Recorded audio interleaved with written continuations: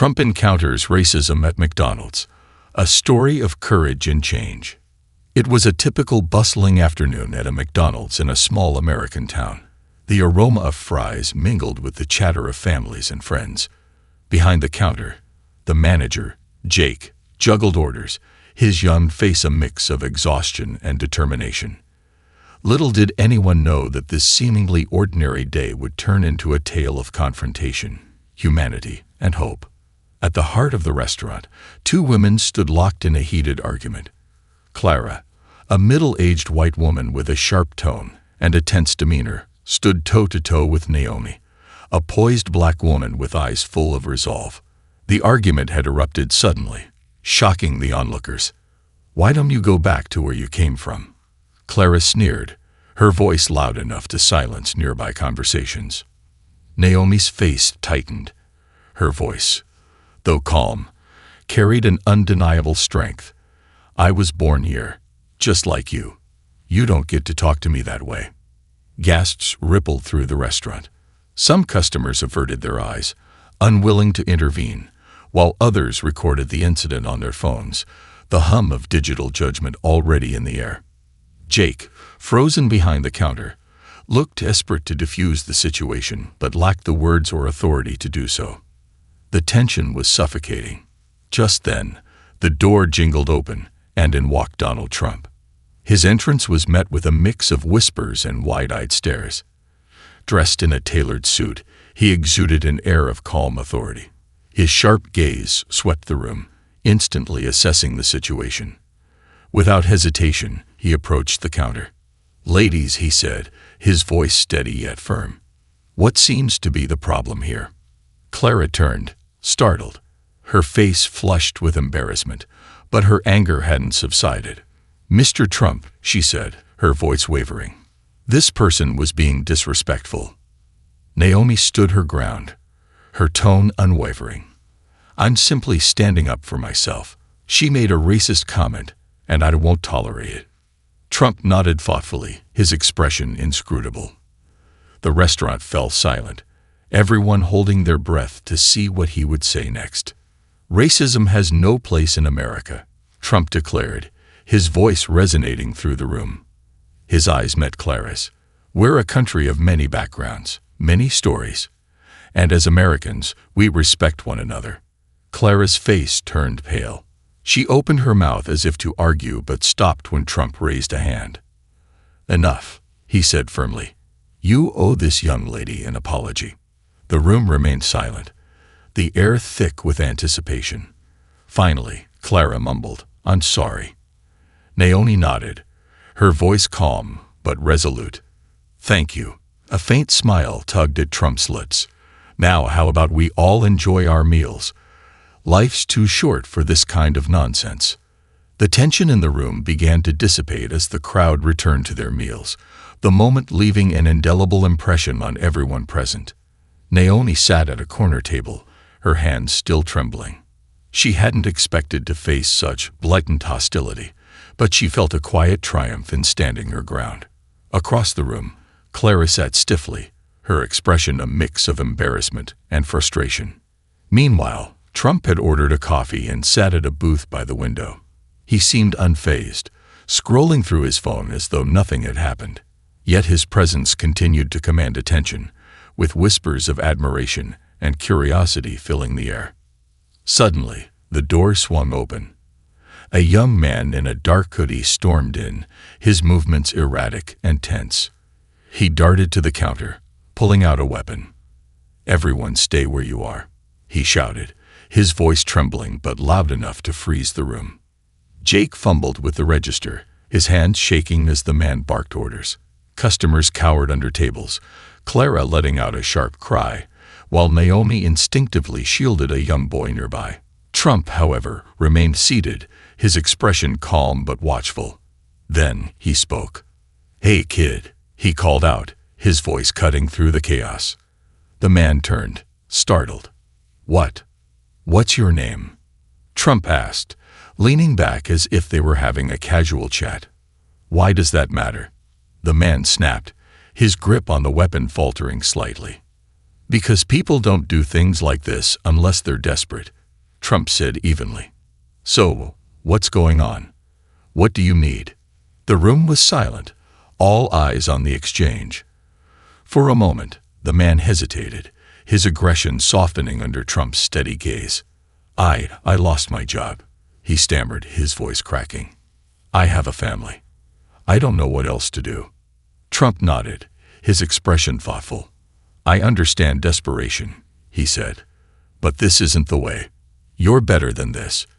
Let's figure something out. The man's shoulders slumped, the weight of his actions seeming to crush him. Slowly, he lowered the weapon. Jake exhaled in relief, stepping back from the counter. Naomi, still shielding the boy, relaxed her posture. Trump rose from his seat and approached the man, placing a hand on his shoulder. You've made a mistake, he said, his tone firm but compassionate. But it's not too late to make it right. The man nodded, tears streaming down his face. I'm sorry, he whispered. Applause broke out in the restaurant as the tension finally dissolved. Jake called the police, but Trump stayed with the young man, ensuring he wasn't treated harshly. Later, as the man was escorted out, Trump turned to the room. We all have struggles, he said, but it's how we face them that defines us. Let's show each other kindness. It goes further than you think. The crowd left that day with more than just a meal. They carried a renewed sense of hope and humanity. Naomi, too, felt a shift within her, a belief in the power of standing up, not just for herself, but for the shared values that unite us all. The day had begun as ordinary, but ended as extraordinary, leaving an enduring lesson. Kindness, courage, and understanding can transform even the darkest moments. The weight of choices. Naomi sat quietly at her table, her meal untouched as the restaurant buzzed with quiet murmurs. The confrontation with Clara lingered in her mind, but what followed overshadowed it. She kept glancing at the young man in the dark hoodie, now sitting with his head in his hands at a corner of the restaurant, under the watchful eyes of the police officers who had arrived moments ago. The weapon he had wielded, a small pistol, lay on the counter, unloaded, and now safely in the officer's possession.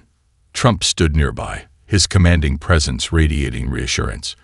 But there was something more, compassion. He had stayed by the young man's side, even as the police arrived, speaking to him in a low, steady voice. It was clear he wasn't there just to condemn the man's actions. He was there to understand them. Naomi, unable to shake her curiosity, decided to approach Trump. Gathering her courage, she walked toward him, her heels clicking against the tiled floor.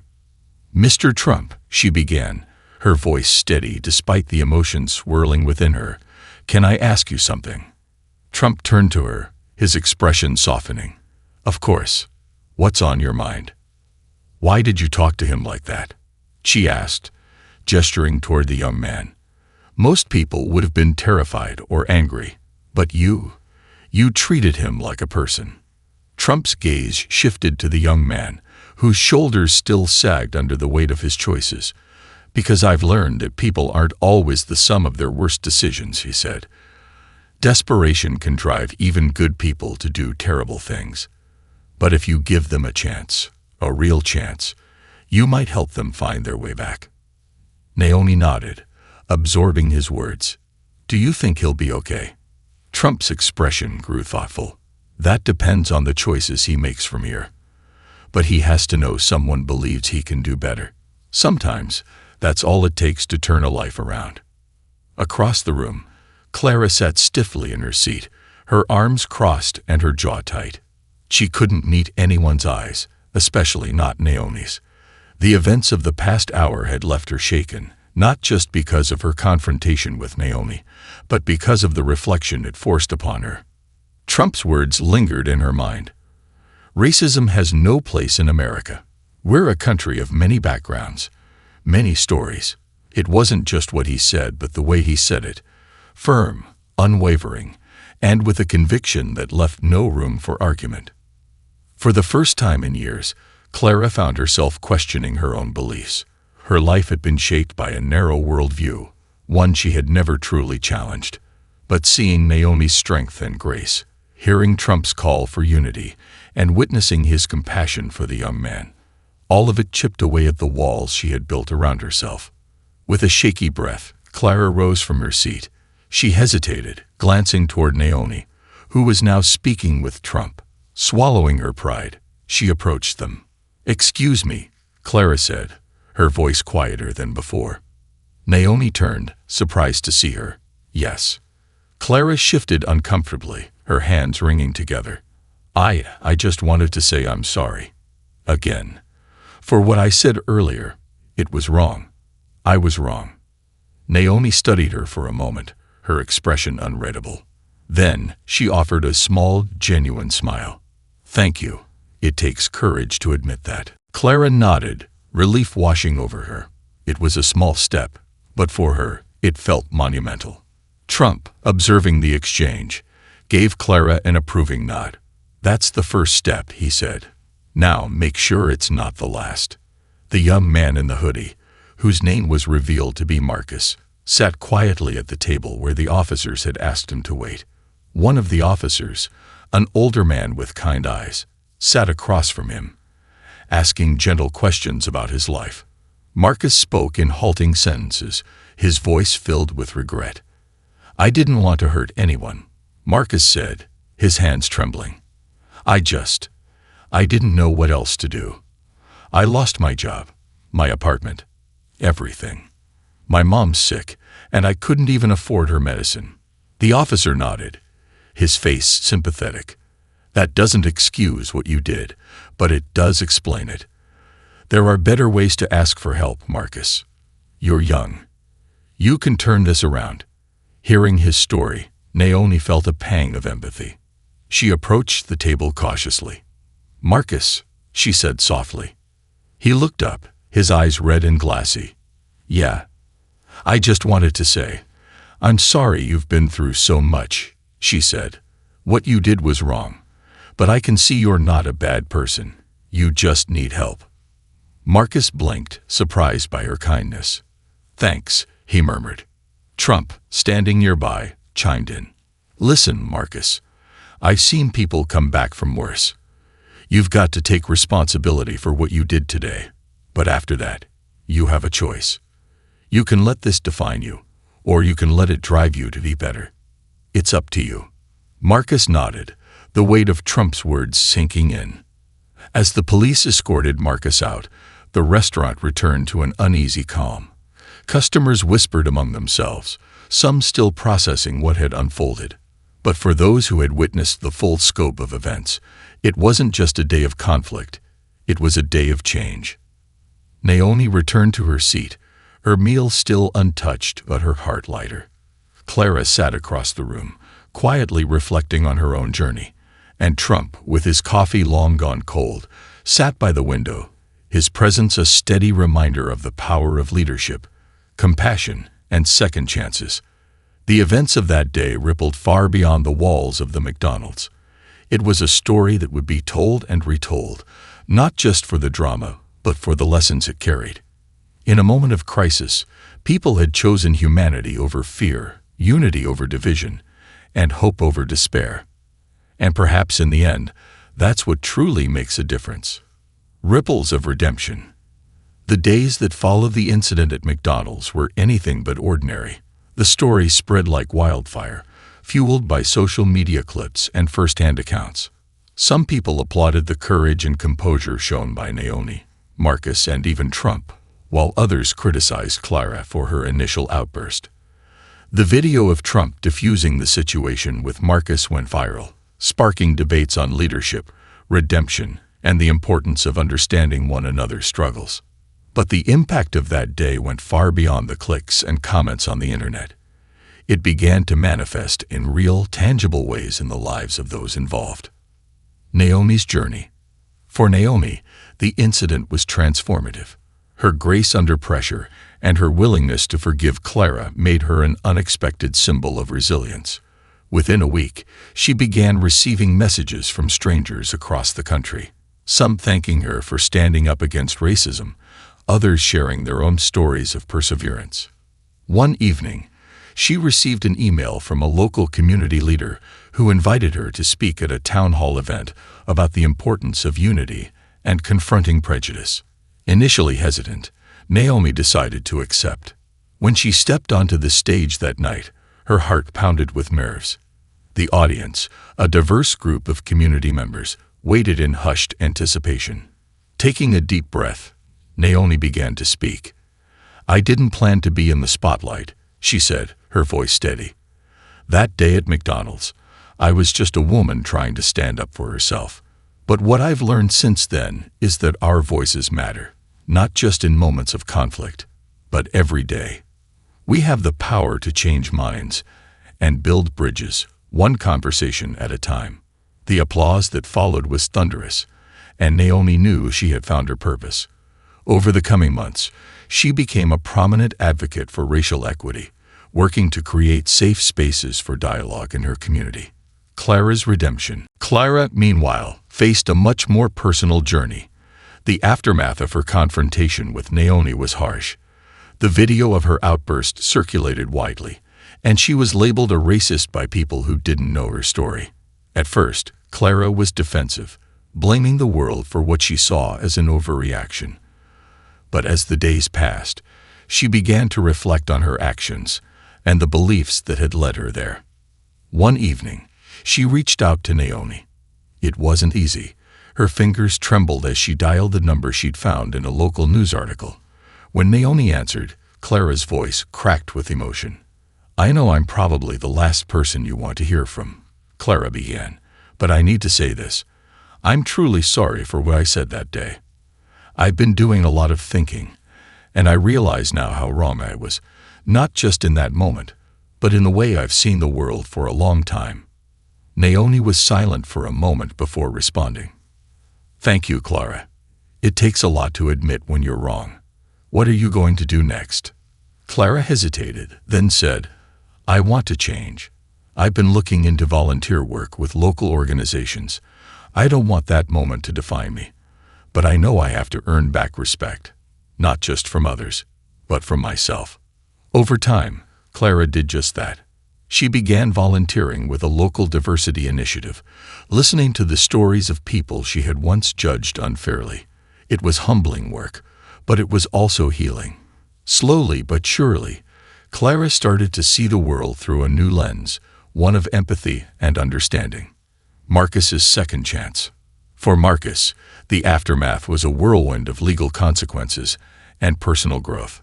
The charges against him were serious, but the court showed leniency after hearing his story and seeing his willingness to change. He was sentenced to community service and required to attend counseling sessions, where he began to unpack the desperation and trauma that had led him to that fateful day. One of his counselors introduced him to a job placement program for young adults who had faced similar struggles. Through the program, Marcus found a position as an apprentice carpenter. The work was challenging but fulfilling, giving him a sense of purpose he hadn't felt in years. One day, as Marcus sanded a piece of wood in the workshop, he received a surprise visitor, Donald Trump. Trump, who had followed Marcus's progress since the McDonald's incident, had reached out to the program to offer his support. He arrived unannounced, dressed more casually than usual, and greeted Marcus with a firm handshake. "You're doing good work here," Trump said, his tone approving. Marcus smiled, a mix of pride and disbelief on his face. "Thanks. It means a lot that you checked in on me." Trump nodded. "It's easy to write people off when they make mistakes. But I believe in second chances, Marcus. Don't waste yours." The community's transformation. The McDonald's incident didn't just change the lives of those directly involved. It also sparked a broader movement within the town. Inspired by the story, local leaders organized a series of community forums where residents could share their experiences and discuss ways to build a more inclusive environment. At one of these events, Naomi and Clara stood side by side, sharing their story with the audience. They spoke candidly about the confrontation, the lessons they'd learned, and the unlikely friendship that had formed in its wake. "We're proof that change is possible," Naomi said. "It's not easy, and it doesn't happen overnight. But when we choose to listen to one another, to really listen, we can find common ground. The audience gave them a standing ovation, their applause echoing the hope that had taken root in the community. A legacy of hope. As the months turned into years, the story of that day at McDonald's became a touchstone for those who believed in the power of redemption and unity. Naomi continued her advocacy work, Clara became a respected community leader, and Marcus built a stable life for himself, eventually mentoring others who were struggling as he once had. Trump's role in the story was often debated, but one thing was certain. His actions that day had reminded everyone of the importance of empathy, courage, and second chances. And so, what began as a moment of conflict turned into a ripple of change, one that spread far beyond the walls of a small-town McDonald's, touching lives and inspiring hope in ways no one could have imagined. A lesson for yous all.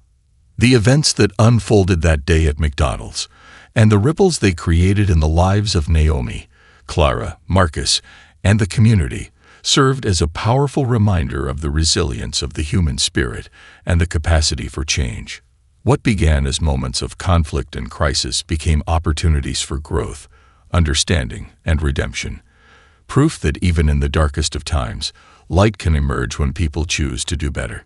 For Naomi, the experience reinforced the importance of standing up for what is right, even when it's difficult.